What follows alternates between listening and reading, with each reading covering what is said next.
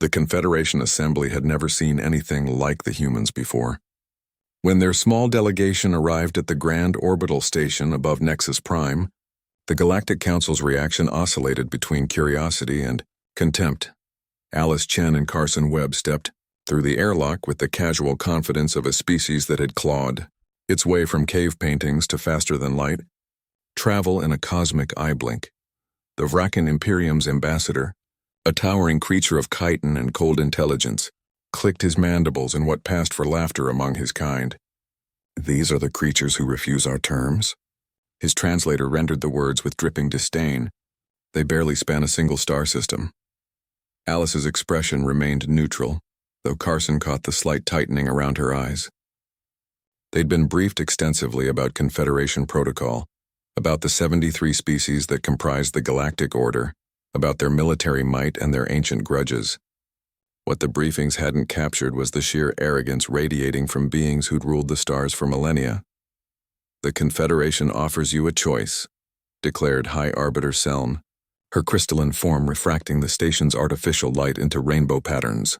"Surrender 70% of your system's resources, submit to our technological oversight, and accept limited breeding protocols.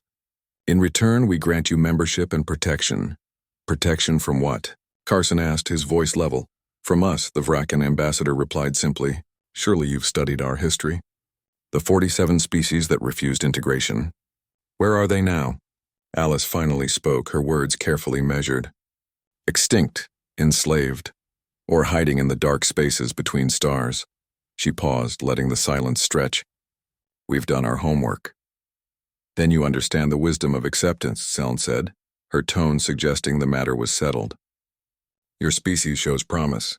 This need not end in tragedy." "You're right," Alice agreed, surprising the assembled delegates. "It doesn't have to end in tragedy." She pulled a slim data chip from her jacket. "Before we give you our answer, we'd like to present something. A gift, really. A glimpse of human history." The Vrakan ambassador waved a dismissive claw. "We've reviewed your records. Your tribal conflicts, your primitive nuclear exchanges, your—" "Not that history," Carson interrupted. "The other part.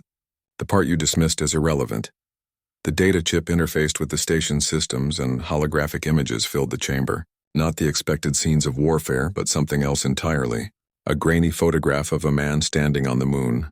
Footage of probes touching the surface of distant worlds. Time-lapse sequences of cities rising from nothing in decades rather than centuries. "Do you know what our greatest weakness is?" Alice asked the assembly. "We're slow. Individually fragile. Our lifespans are laughably brief compared to most of yours. We lack natural weapons, regeneration, or telepathic coordination." "Exactly our point," Seln interjected. "But do you know what happens?" Carson continued. "When you give a species with no natural advantages except one thing. When you give them something to overcome." The images shifted. Medical breakthroughs, the eradication of diseases, artificial intelligence, quantum computing. "We've gone from horse-drawn carriages to faster-than-light travel in 200 years. Not 2 millennia. Not 20,000 years, 200 years. The chamber had gone quiet. The delegates were beginning to understand that this wasn't a plea for mercy. "You've had FTL drives for what, 50,000 years?" Alice's smile was sharp. "We've had them for 40, and we've already made 17 major improvements to the fundamental design. Our scientists are currently working on dimensional slip drives that would make your ships look like sailboats. Threats will not—" the Vrakan began. "Not threats," Carson cut him off. "Facts. See, you've made a fundamental miscalculation. You think we're afraid of you. You think your fleets and your history of conquest mean we'll bow." He leaned forward. "But here's what you don't understand about humans. We don't surrender. We adapt." Alice's fingers danced across her datapad. New images appeared. Classified designs that made several delegates shift uncomfortably. "These are our defensive installations. We've spent the last 15 years since we discovered your Confederation building them. We studied every military engagement you've ever fought. Ran simulations. Stress-tested theories." "You couldn't possibly," Seln started. "We already did," Alice said simply. "Your tactics are predictable. You've been winning the same way for so long, you've forgotten how to innovate. Meanwhile, we've done nothing but innovate. It's literally the only thing we're good at." Carson stood, and despite being physically smaller than most beings in the room, His presence filled the space. So here's our counteroffer. Leave us alone. Don't come to our system. Don't threaten our people. Don't test our resolve. And if we refuse? The Reckon ambassador demanded, mandibles clicking angrily. You cannot truly believe. Then you'll learn why humans don't have natural predators anymore, Alice said quietly. We didn't escape our predators. We didn't outlive them. We hunted them. Every single one. We turned wolves into pets and microbes into medicine. We split the atom and touched the void of space because someone told us it was impossible. She stood beside Carson, and together they faced down the assembled might of galactic civilization. You demanded Earth's surrender. Here's our reply: no, not now, not ever. And if you push us, if you force our hand, you'll discover that humanity's greatest strength isn't our technology or our adaptability.